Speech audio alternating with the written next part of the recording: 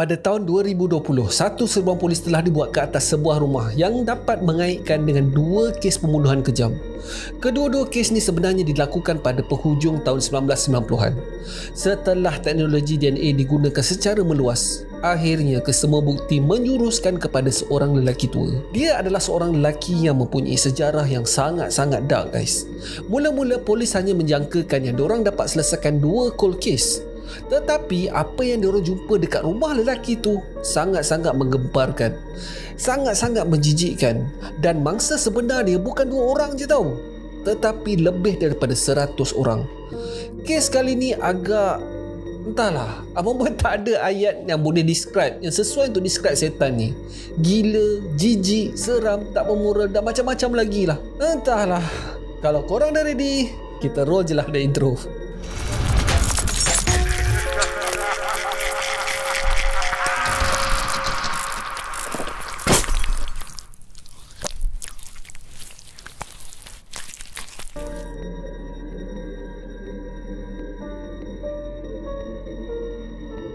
Assalamualaikum, nama aku Bang Boy dan welcome to channel Bang Boy TV, di mana Abang Boy akan mengupas kes-kes true crime, kisah misteri, seram dan pelik yang terjadi di strata dunia. Dan kalau korang berminat dengan benda-benda dark macam ni, korang berada di channel yang paling sesuai untuk orang-orang aneh dan eksotik macam Abang Boy ni. Di akhir video, kalau korang suka dengan konten ni, Abang Boy sangat-sangat appreciate kalau korang boleh belanja Abang Boy dengan satu like, dan mungkin juga korang boleh consider to subscribe dan tekan bell notification button tu supaya tak terlepas video Abang Boy yang akan datang. Royal Tunbridge Wells adalah sebuah bandar kecil yang menempatkan 60,000 orang penduduk. Bandar ni terletak di tenggara England.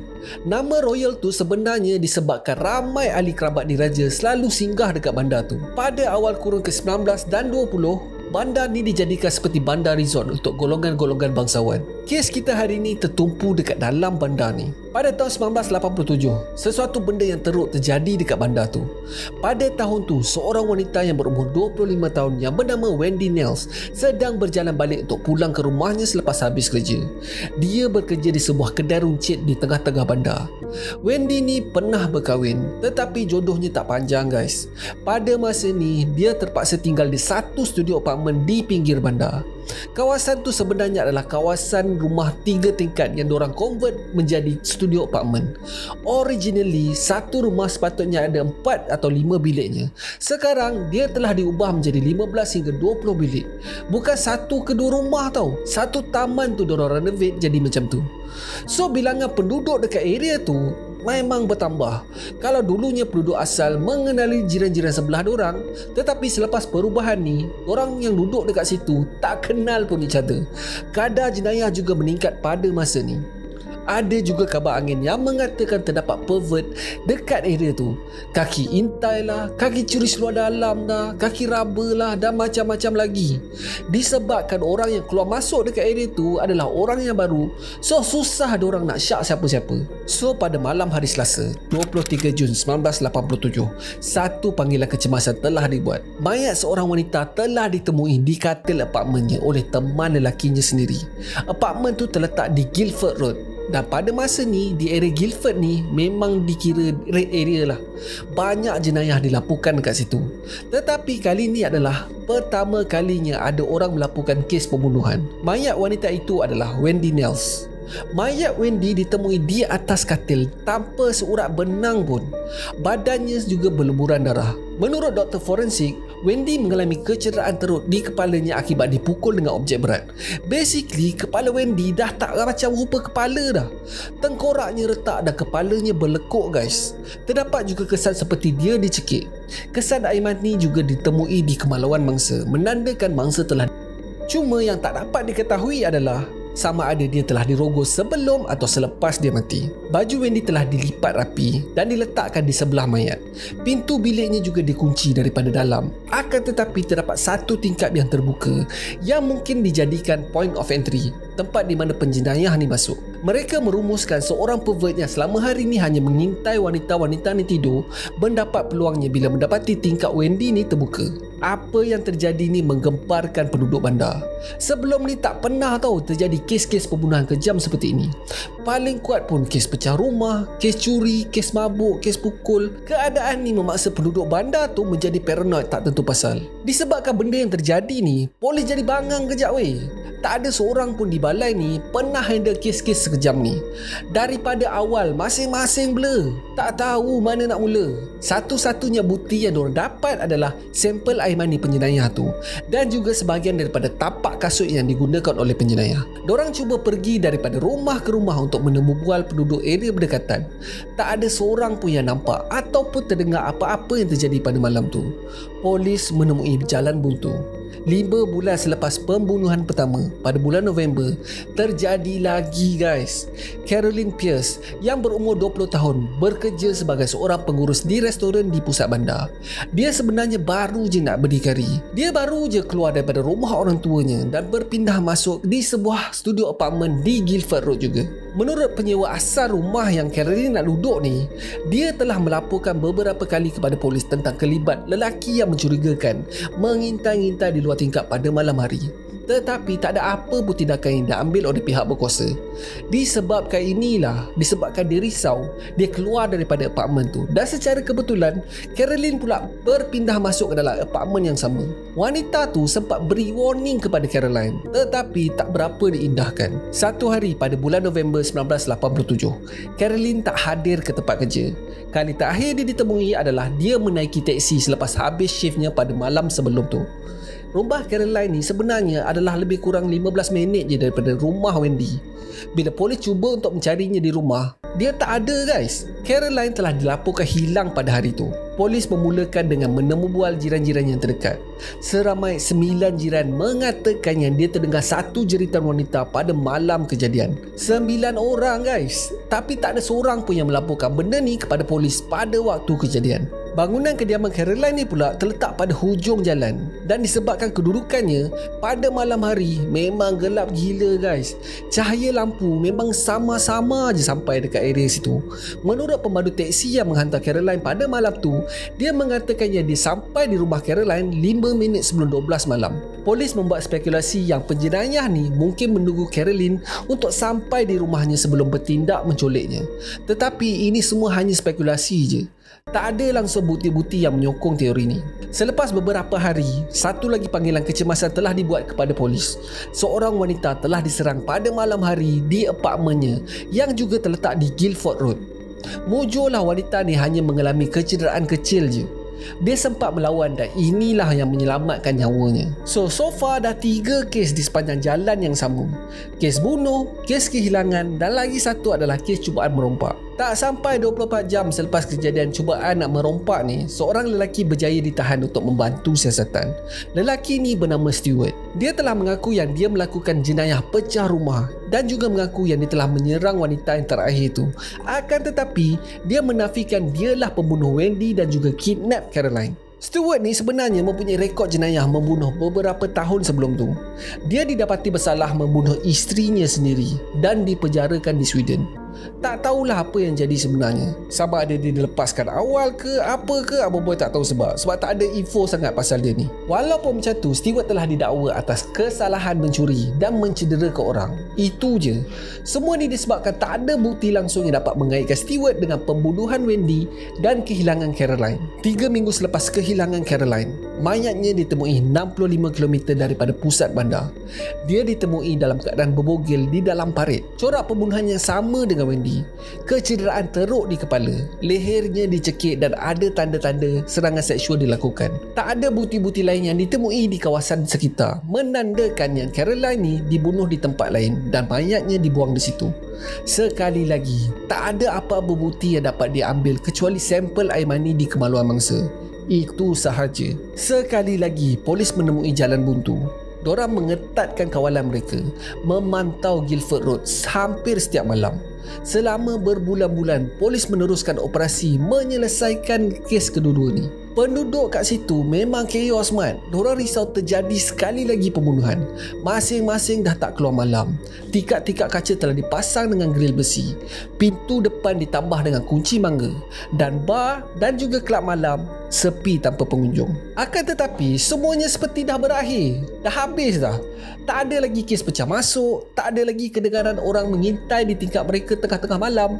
Tak ada lagi kelibat orang-orang pelik berkeliaran di tengah-tengah malam di Guildford Road. Kedua-dua kes ni lama-kelamaan menjadi cold case. Polis merumuskan yang pembunuh untuk kedua-dua kes ni telah melarikan diri ke bandar yang lain ataupun telah mati. Walaupun macam tu, polis masih tak berputus asa dalam menyelesaikan kedua-dua kes ni. Pembunuh tu sebenarnya tak pernah keluar pun. Dia menyorok dekat tengah-tengah bandar, guys. Dan selepas 33 tahun, akhirnya dia telah dikenal pasti. Mamat ni bekerja sebagai seorang juru elektrik di sebuah hospital tempatan. Walaupun dah tak ada kejadian pembunuhan dekat bandar tu, Mamat ni sebenarnya tak berhenti melakukan jenayah seksualnya. Mamat ni masih seorang yang gila seks. Kalau sebelum ni mangsa-mangsanya adalah wanita yang masih bernafas, masih hidup, selepas pembunuhan kedua, dia kemudiannya bertukar seleranya kepada wanita yang dah mati. David Fuller mempunyai kebenaran untuk pergi ke mana-mana sahaja di dalam hospital tu. Lampu rosak atau ada bilik yang tak mendapat bekalan elektrik, dialah orangnya yang akan datang untuk repair semua tu. Dia boleh masuk ke dalam apa saja bilik atau kawasan dekat dalam hospital tu, termasuklah bilik mayat. David Fuller dilahirkan pada tahun 1954. Dia tinggal di jalan yang sama dalam kedua-dua kes pembunuhan pada tahun 1987, iaitu di Guildford Road. Teman sekerjanya menyifatkan David ni sebagai seorang yang normal dan peramah. Tak ada langsung kelakuan pelik ke apa ke. Mereka juga mengatakan yang David adalah orang yang dihormati di hospital tu. Sekali imbas, tak ada siapa pun yang syak ada apa-apa yang tak kena pasal David ni. David ni pernah berkahwin sebanyak 3 kali, guys. Pertamanya pada tahun 1972 dengan seorang wanita yang bernama Gillian. Tapi hubungan dia tak lama. Selepas mendapat anak yang kedua, mereka pun bercerai. Dia telah berpindah ke bandar Tunbridge tu sejurus selepas tu. Dia berkahwin lagi dengan isteri keduanya yang bernama Sally pada tahun 1982. Jiran-jiran yang mengenali pasangan ni melaporkan yang perkahwinan ni bukan perkahwinan yang bahagia. Sally dilaporkan mengalami lebam di mata beberapa kali oleh rakan sekerjanya. Sama juga, mereka bercerai. Pada tahun 1999, David sekali lagi berkahwin dengan seorang wanita yang bernama Mala.